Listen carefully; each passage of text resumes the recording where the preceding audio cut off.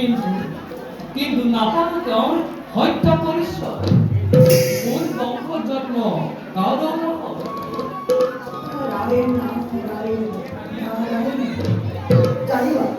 জানিবা নারদেই দেবতার সত্য পুরুষ আহতে বলে এই কথার সেবা গ্রহণ করে আপনার পড়াশোনা পবিত্র করিলে এই রাষ্ট্রপতি দেবল কম যুবকর বংশর পরিচয় এই অনেক উপরা কিন্তু কইনা উভয় সত্য বিজয় রাজন যুবকজন কান্য বংশরতা দুর্মক্ষণের পুত্র নাম সত্যবান রূপে বিশ্ব বিজেতা কিন্তু রাজন দুর্ভাগ্য পিতৃমাতৃফল পুত্র ও হরিমন রাজন বর্তমানে পরর ভাবে প্রাণ ত্যাগ করবই কোনো পন্থা রচনা করে মূল মৰমৰ কন্যা ভাবি তেওঁকে মই অৰ্পণ কৰিম তাত আপুনি কেনেকৈ কৰিব সুন্দৰ অতি সুন্দৰ কিন্তু কিন্তু বুলি ৰৈ সকলোবিলাকো ভাবি পাতিব যদিও বা যুবকজনৰ ৰূপ লাৱণ্য তুলনায় তথাপি যুৱকজনৰ ৫০ বছৰৰ বয়স ধৰি দিবলৈ মাথো ১০টা দিনহে বাকী আৰু পূৰ্বৰ দৈৰ্ঘ্যই কৈ গৈছিল যে ৭০ বছৰৰ শেষৰ মাহত বিয়লি বেলাত অৰণ্যৰ মাজত সম্পদৰ ফলতে ঘটিব মৃত্যু আৰু এতিয়া আমি বিদায়হে মাতো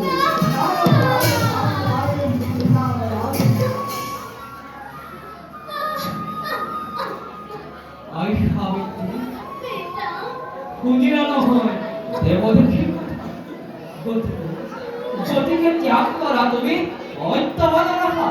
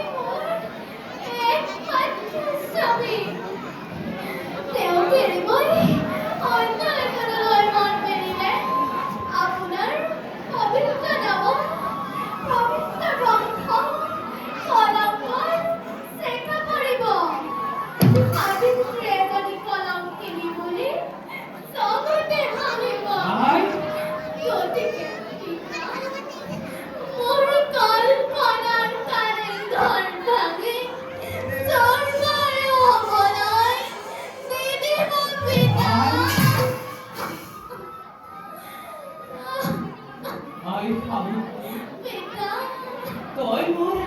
একমাত্ৰ কন্যা যাবি তুমি কি গ'লে প্ৰথমটো সত্যবানৰ লগত নালাগে যাব আজীৱন থাকিবা তুমি পিতৃৰ গৃহত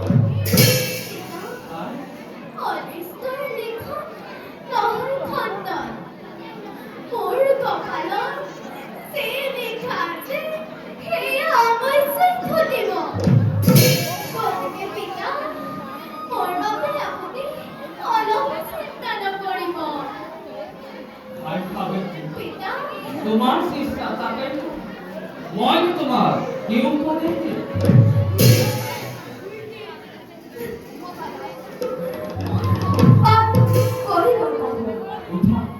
উঠা পাছা কৰা কিছু বিৰক্ত তোমাৰ জগতত সন্ত বিবাহ থাকে তোমাৰ গুণ কৰিবা জিলিকি থাকিব মই তাকে আশীৰ্বাদ কৰিছো মহাৰাজ শিবান তপস্যাৰ দত্ত নহই সত্যবান মই হৈছো বাটৰ ভেদ আৰু অন্তর লাঠি দিবা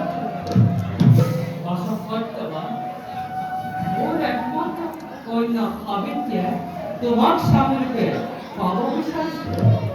ইয়ার তোমার মতামত কি মহারাজ আচ্ছা। এরিথরিয়ানি সময় অন্ধ পিতামাতার অরণ্যর মতো ওখানে মই রমণীর হাত আমি যে বান্ধু আপনার সহায় করে কবিতা কীর্তি হল বিদায় দিও আনন্দ মনে মই যাও অন্ধ পিতামাতার সমিতি এই লোক আমি যাব আপনার লগত পিতা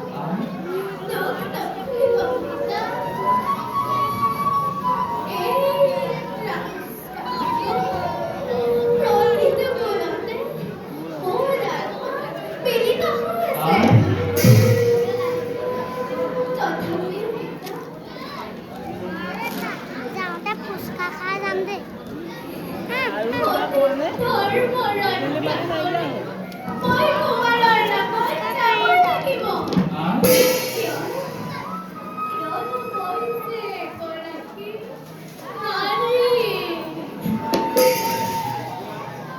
সত্যবান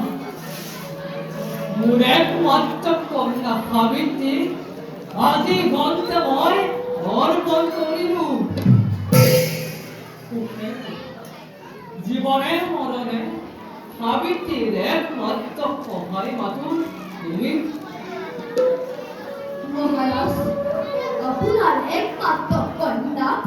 সাবিত্রী মই ভাই জানবে করিল উপহার কিন্তু একুকে নবুঝিল মই রাস্তারে মন ডাঙৰ দীঘলীয়া সাবিত্ৰীয়ে কেনেদৰে অৰণ্যৰ মাজত কথা বহিব পূৰ্ব জন্মৰ লিখন অদৃশ্যৰ বিৰোধ কোনে সানে কাৰ কৰতে মাইকি সুবিধা পিতা যোৱা